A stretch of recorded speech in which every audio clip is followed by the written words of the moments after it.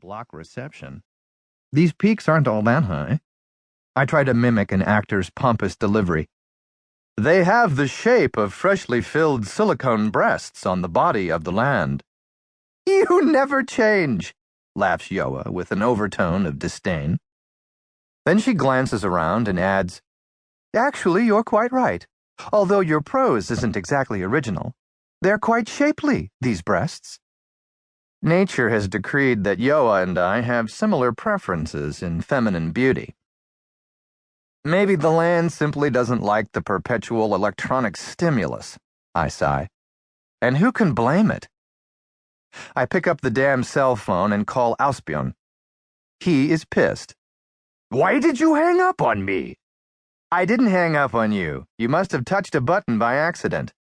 I did not touch any button. Yes, you did, I say. You must have touched a button by accident. You're hopeless with cell phones. I give Yoa a wink. Okay, enough. Were you saying something about an accident? A woman fell into the Jökulsá River. She may have drowned. Can you cover it? Yeah. Where are you? Asbjörn asks. In the Hjaltadalur Valley. We've just left Hólar after interviewing the high school students from Akureyri. You're not far from the scene. Ambulance and police are on the way from here, or they may already have gotten to Varmalid. I gather the people from the tour drove down in their SUVs to meet the ambulance. What were you saying about a wilderness tour? Yes, he says. It's a group from a company here in Akureyri on a wilderness tour. One of those trips that are supposed to strengthen corporate bonding? A booze fest presented as team building? I wouldn't know. You and your condescending humor, Einar. We've got a good chance of a scoop with photos and interviews, so shut up and put the pedal to the metal. I'm not backing down.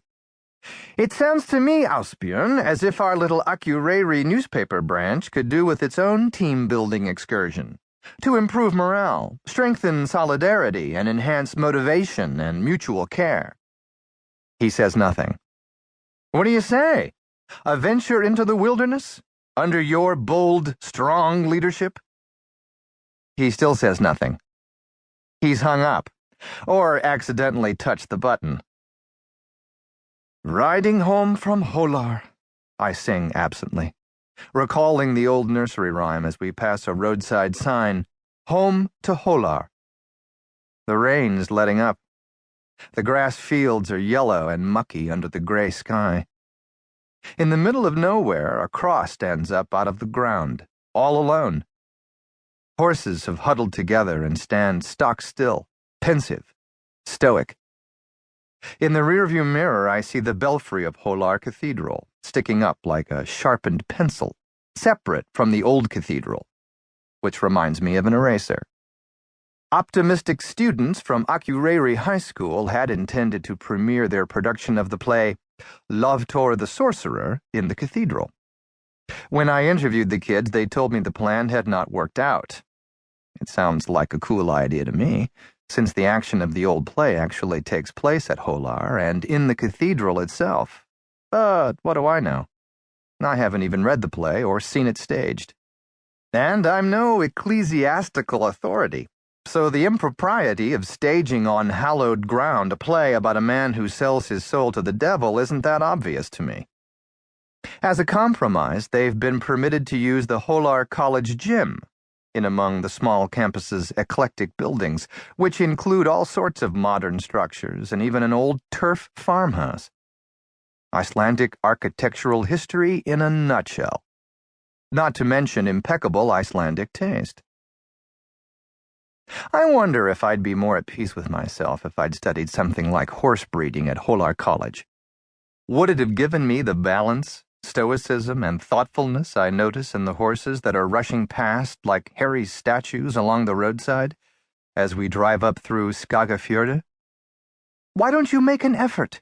Yoa suddenly asks. I'm taken aback. At horse breeding? No, idiot. To get along with poor old Asbjörn. I mean, the two of you have got to work closely together up here in the north. Why not make the effort? I really don't think I